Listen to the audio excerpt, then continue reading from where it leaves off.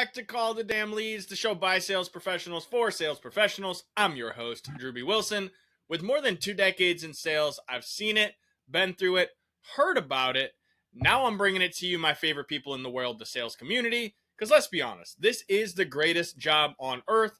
Doesn't matter where you come from, what background, what personality type, you can create an amazing life in sales. And today's guest is no stranger to the journey. I'd like to welcome Christopher Filipiak. How are you doing, sir? Drew B, so good to be here with you today. I've been looking forward to this show all week today and excited to jump in with like another sales master here. Hey, well, I appreciate the kind words, and I want to jump right in, man. I want to hear your crazy sales story. Yeah, for sure. I was actually thinking about that today, and I have a relevant crazy sales story from yesterday, so that I just want to share with the audience because I was laughing to myself because I work with so many CEOs who are totally resistant to cold calling and calling the damn leads, right? Like just totally resistant. I'm like, hey, let's just call some damn leads, right? And they're like, no way, I'm not doing it. They're like, there's no way that I'm ever effing calling people. And it tends to be one of like the most successful channels that I use. One, because it's effective, like talking to people is where the money is and it's how you help people. And also it just shows you where all of your sales shit actually is, like where you need to do some of the inner work. So I call the damn leads like every day. And yesterday I was just making some calls and I called 3 people, had 2 conversations, 2 completions, booked 2 calls for today, right? Intro calls, and then had the 2 intro calls today, and then booked those into sales conversations or discovery calls for the next 2 days. And it was like 10 minutes of calling yesterday, right? And I just think like it's just so interesting when you line up your mindset and you line up the right strategy and tactic, and then you actually do the activity in a way that works. It just can be a really beautiful and enjoyable and profitable way to outreach and help people. So that's my story. It's short, but that's something that just happened. And it happens almost every week for me. It's so interesting to me how I chat with a lot of CEOs and business owners, and you're right. They're very resistant to picking up the phone, to calling the damn leads.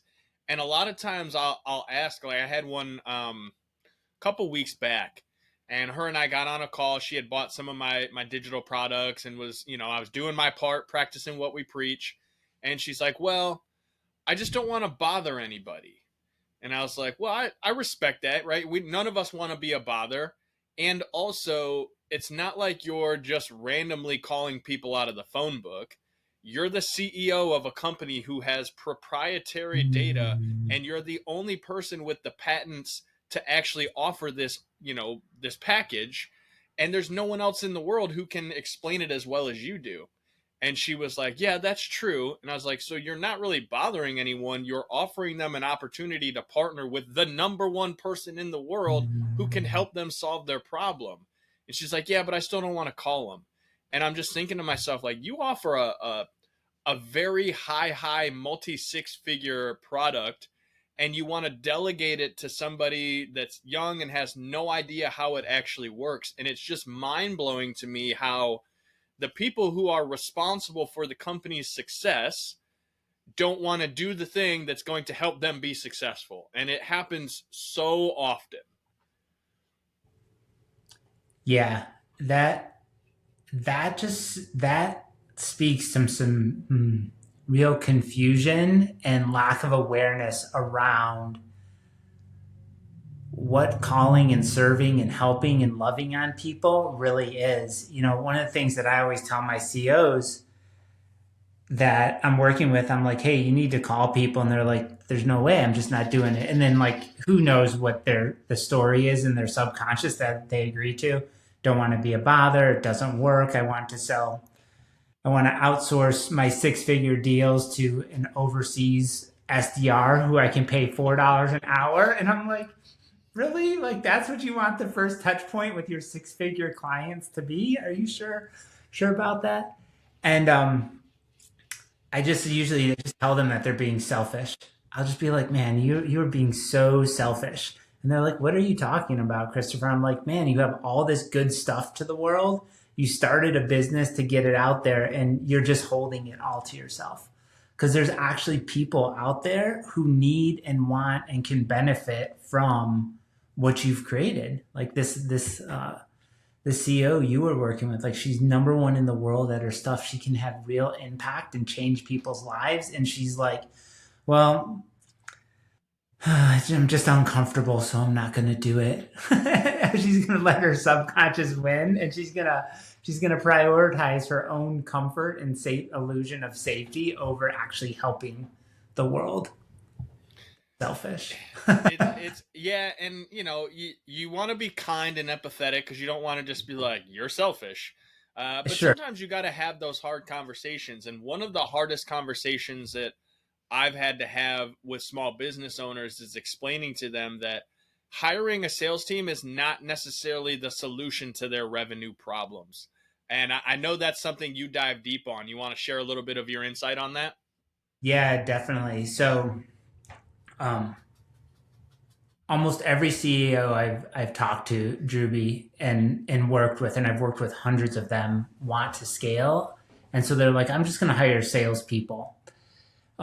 And on average, they fire 3.25 sales people, and the cost of that per failed salesperson is upwards of $400,000 per failed sales person. And then they're all back. I just spoke to the CEO today, this afternoon, right before this call, and I said, uh, built out a sales team, got himself out of sales for 2 years, 3 years, right? Was in sales for the first 8 years, like leading sales for the first 8 years of his business. He's like, nope, I'm done with that. Too uncomfortable, won't work, want to scale in a different way. Hired a salespeople. Salespeople didn't work out. I'm on the phone with him. He's like, man, I got to start doing my own sales work again because our revenue is down. And I'm like, I'm not anti-sales people, right? I love salespeople, but I think for most small businesses, most mid-market, small enterprise firms, everyone I've seen that continues to grow and really help people, the CEO is involved in sales. It doesn't mean that they're cold calling all day, but they're doing really high level business development. They're working on multiple 6 and 7 figure deals. And I think if you're a CEO, an owner, a founder, you're just going to be involved in sales every day. I think it's just a really real amazing vehicle to create what you want when you want and stay in touch with what's actually required. The reason why salespeople don't work out is usually, I mean, either the salesperson's just bad, like they don't have the skill, but they could be trained up, um, you know. But typically, what's happened is there's something that's missing or not working in the business's sales operation, right? Like even the best salespeople, if the fundamentals aren't there, if you don't have clarity on who your people are, and you don't have good messaging, and you don't have an offer that resonates, and you don't have a consistent way to create conversations, and you don't have a sales process that leads to new clients, the best salespeople in the world can't overcome something that's fundamentally wrong with the structure of the sales operation. And that's why most salespeople fail. It's just because there's something missing in the sales readiness of the business. Yeah, a lot of times, and this I can even speak to from my own business, right? I was in a corporation for many years, was one of the top producers, got into the C-suite side of things, and started kind of training sales guys. And the biggest thing that I run into in every small business and CEO that wants to scale out of sales, all of the processes are in their mind. None of them are on paper. None of them are clearly explained in microwave style directions. It's like step one, step two, step three. There's this whole like spider web of 15 to 20 years of experience having the conversations and being in the field. And then, as you mentioned earlier, they want to outsource it to somebody for $5 an hour or a commission only salesperson who has maybe some experience in the industry, but definitely doesn't have the number of repetitions that the business owner has, nor do they have the same passion. And it's so hard to get people to get out of their own way long enough to like get that stuff out of their head and get it on paper. And I'd be interested your perspective on like how often do you also run into that same scenario where it's like, oh man, yeah, we've got a sales process, and it's like call the lead and sell them some shit. That was like my W-2 sales job, right? So I was an engineer at Ford Motor Company, doing continuous improvement and setting up manufacturing plants, building F-150s and Mustangs. And you can imagine like the level of maturity around their processes and their systems that like a 150-year-old manufacturing business has, right? Like it's pretty mature in that regard. And the then I worked at a like a $40 million consultancy, and they didn't have the same level of sophistication, right? But they were we were $40 million business, right? But we didn't have any sales process. We didn't even use a CRM, right? The owner, the CEO, did 25% of the business's revenue, which meant like, and I remember they were like, that was literally what they told me. They're like, hey, you're smart, like go sell some shit. That was it. That was like, I was just out of like MBA school, and I'm like, um, right? And I was like, wow, what is that? I don't even understand. They're like, yeah, just walk around, talk to people, sell some shit. There was no process, no systems at all. And it doesn't mean that you have to have totally built out stuff, but man, it's so much easier when there's there's something in place to use and drive and have there. But the other thing is like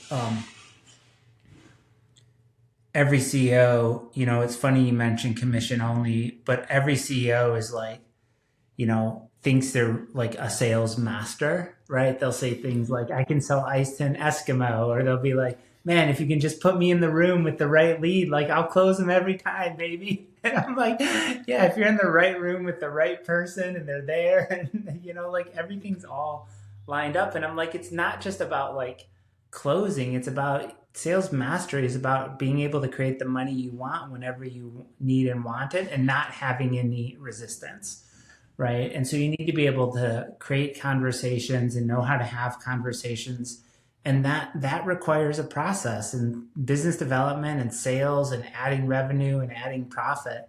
That whole ecosystem is a system of systems, and if any part of that is missing, the whole thing doesn't work. And so if you do decide to bring in salespeople, or you want to make sure that they're scaling something that's already working and documented, not trying to figure out how to make something work, because they're too valuable in terms of what they're willing to do and their talent as sales people to be like building the race car, building the sales engine. You want to have that stuff built, working, prototyped, figured out, and then bring in someone to help you run it and scale. And that's where you need some documentation. You need some process. You just need some process. So. Yeah, it's I always liken it to let's say you're like an Instagram bro, right? You have a fancy Lamborghini, and you've got this really nice car, and you wouldn't just let any old 16-year-old with a license hop into your Lamborghini and drive it around. You're gonna like, no, no, no, no. I don't know about that. And yet, this is how a lot of small business owners treat their business. They have a Mm-hmm. Lamborghini, and they just bring in any goofball off the street to just jump in and take control.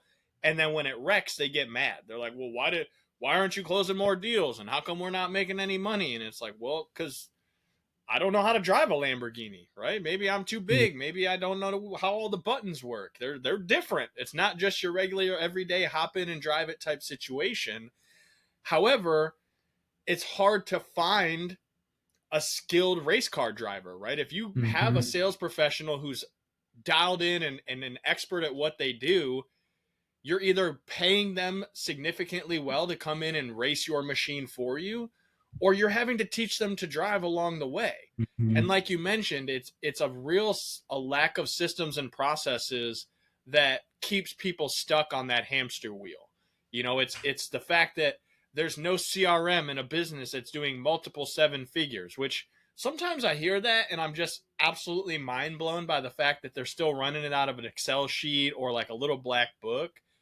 And also the businesses that we see scale quickly and effectively and then make a real exit, because you don't build a business to have a job forever. You build a business to be able to make either a living from or to exit from so that you can move on to the next thing.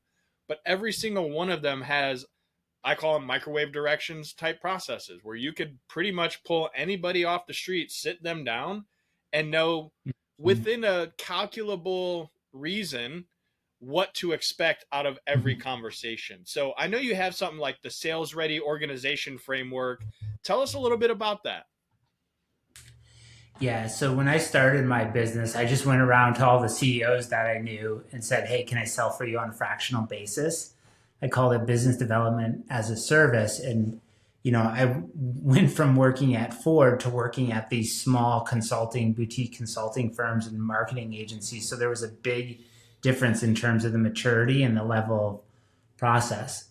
A lot of those businesses said, "Hey, you can sell for me, but it's a be commission only." Okay. And I look and I would start to I started to understand what made a good commission only sales opportunity versus not. And it was the level of sophistication and maturity in the organization and how much risk I would have to take on as a salesperson versus how much risk the company would have to take on with me, and trying to get that balance right. That's what a commission only deal is. The company has no risk and the salesperson has all the risk, right? Um, so I was like, cool, yeah, I'll do that if you have this, and this, right? And so I started to really understand what needed to be in place from a market messaging, offer, enablement perspective to allow me to sell for businesses successfully. And as I looked and researched and studied and did assessments of these businesses, I really started to understand kind of what those fundamental building blocks were to build the sales race car, if you will. And that over time became the sales ready organization framework, which has five main pillars: mindset, leadership, marketing, sales, and project management. Most people know about sales and marketing, or marketing sales. Most of them know about leadership, but almost all of them are missing mindset as a core competency for a sales organization. And almost all of them don't have project management, meaning they're not looking at their own sales operations as a systematic continuous improvement effort and going like, hey, every month, or we need to work on our sales operations, we need to have projects and be improving as a sales organization, and put a project manager in charge of that for their own business. And so that's been the core of that. And I've been refining that for, I mean, since I really started my business. And like, I know, I can look at a business and go like, hey, this is what you're doing great. This is what you're missing. And here's some stuff you just don't even have to do anymore. Right. And I think that's my favorite part, is to look at a business and look at where they're wasting time or spending time and dollars and money and resources trying to drive revenue and profit, or grow revenue and profit. And I can come in and just be like, look, like, you don't even have to do that. Like, let's just stop doing that because it's not leading to what you want. So, and it's like, that's from my engineering days where we would do like value stream mapping. We would like lay out a process and go like, okay, what's actually contributing to the final outcome? And when you think about it, this is like a little bit of like nerdy engineering stuff, but like the biggest um, of the wastes in manufacturing is overproduction. It's meaning you're doing stuff that you don't actually need to be doing. And in sales and in marketing, there's so much overproduction, right? It's like, and the example goes back to my crazy, I called three people yesterday and booked two conversations. And like, there's organizations that call hundreds and hundreds of people all day long and have nowhere near that result, and it's because I know, like, I understand how to do that. I have tools in place that help me do that, and I know my people really, really well. And when you do those things, you can stop wasting your time, like calling irrelevant people, or doing stuff that just doesn't make any sense. It's Because always go ahead. let me share one more thing.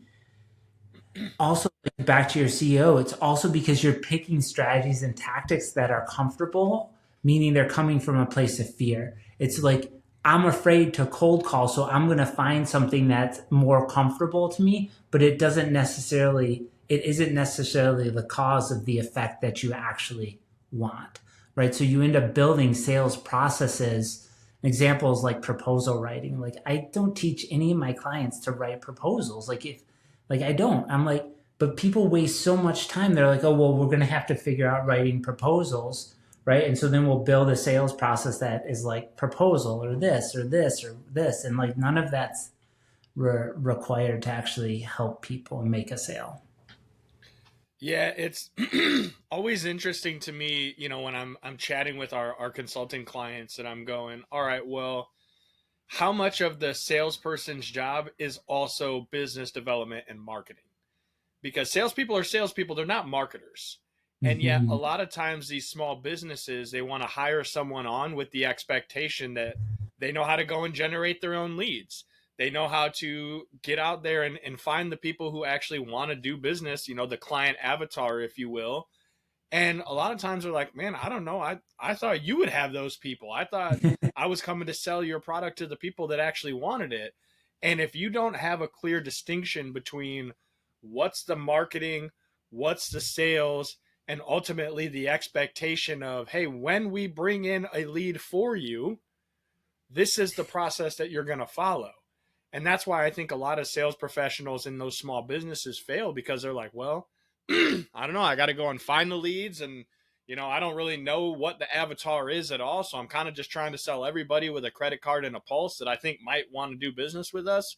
And like you said, when it's more hyper targeted and you say, hey, we specifically help business owners that are doing $1 to $3 million a year, that have at least 5 people on staff, and they're in XYZ industry, right? Home services or merchant processing or insurance or real estate, whatever that ends up being, it's a lot easier to spend your time, energy, and effort on things that actually matter versus spinning your wheels on stuff that'll never see the light of day. Processes that mean nothing. Conversations with people that are going nowhere forever, even though they constantly want to chat with you, they think you're cool, but they're never going to do business with you. And so I'd be curious, like, how do you get these small business owners that are overwhelmed by all of this to like really start understanding the value of driving the sales in their business, and like what are the first steps that they should take there? You mean driving the value themselves Yeah, and I mean, kind of, because like they're kind of in charge at the first. So like, how do you get them to get out of the driver's seat and then passing that off to the person who can ultimately be responsible? yeah. Could you ask the question again so I can give you So like, an answer? let's say the business owner, they're personally responsible for driving all of the company sales.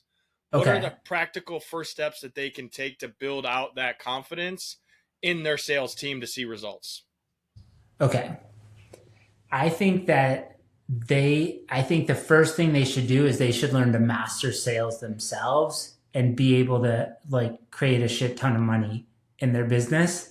Meaning, whatever that is. I talk about adding a million plus in revenue in the next 6 months, right? Or consistently adding clients at a level that allows you to be spinning off extra cash, right? So that's the first step. It's like, oh shit, I'm a CEO, I'm a business owner.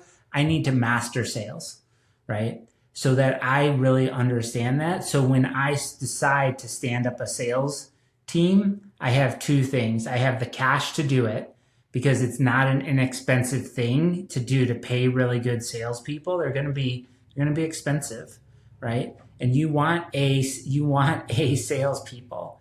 Um, and you don't introduce a culture of like sales fear lack of competence because you've mastered sales. You know what a good sales effort looks like. And the last piece is like making sure you have those systems and processes, like what I call being sales ready, just making sure you have competence as a business. Like you've built a business that's competent at creating and having sales conversations and then bringing in the sales people. So that those are, I guess that's my three-part recommendation. Master sales yourself, build out a sales ready organization, and then hire the salespeople, right? And I think if you do those things in that order, I mean, you could maybe do them in parallel, but I think it works better in series. I think you set yourself up to be you give yourself the best chance of actually scaling your business in a way that's profitable and makes sense and actually like frees you up. And I think, part of that journey to mastering sales is, and I love the example of your CEO that you were working on who didn't want to do calls. Part of that journey is shifting your mindset from sales from a place of fear or an unwillingness into like what I call like sales as an expression of love, Drewby, where you're excited, like man, I'm the top person in the world. Like, yeah, I'm going to call a couple people today and say, hey, like I got really good stuff to give you to help you. Right? Are there some things you want changed? Because I really think this could benefit you, right? And you start to get excited about helping people and adding money to your business because that's why you started the business in the first place. Yeah, I'm a big believer in service-based sales, and we could probably sit here and nerd out on this topic for the next several hours, but I want to be respectful of your time because I know you're busy. You've got CEOs to call and help get out of this funky mindset that they're in. What's the best way for me and the listeners to come find you, follow you, and check out more of your content? Yeah, the easiest thing to do is I'd encourage your listeners to take the Sales Ready Organization assessment. Like there's a free mini assessment, so you can take that and you can get some insight into what's happening in your business. I'll share that. I wrote an article about what it means to be sales ready, and the link to the assessment is in that. So I'll give that to you, and if you'll share that out to your audience, I think that could be very valuable. My website is just christopherfilipiak.com, and then I'm at linkedin.com // Christopher Filipiak. So those are all super easy ways to find me. If you reach out, I'll definitely talk to you. I love that. I will make sure that we put all those links and everything in the show notes. We'll put it up on our blog page for the episode as well. That way it's easy for people to come find it, check it out. And I just want to say thank you for sharing some of the insights, man. This is the stuff that as you're growing and scaling a business, you don't know what you don't know until you know. And then you have to make a decision on what you're going to do with that information. So this has been a very valuable episode, and I'm excited to see what people take away from it. And again, man, just truly grateful for your time and energy today.